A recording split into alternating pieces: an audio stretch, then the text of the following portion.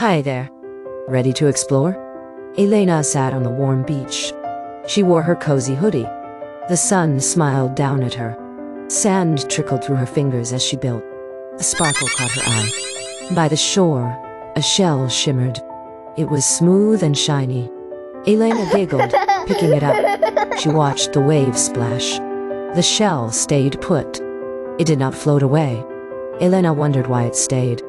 Elena spotted her friend nearby. The sun was now high. She asked about the shell's secret. Why does it not float? Together, they dug into the sand. It was warm and tickled their hands. They laughed and cheered with each scoop. Sand rustled around them. The day grew brighter. They remembered the moon's magic. Its gentle pull helped the sea. Elena imagined the moon's secret power. She held the shell high. It slipped from her fingers. Plah! It fell back to the sand. Gravity pulled it down. She thought of gravity's hug. It held the shell close. The idea made Elena smile. It was a big, warm hug. Night arrived in the garden. Elena wore her explorer outfit. The moon glowed above her. Does it hug from afar? She wondered.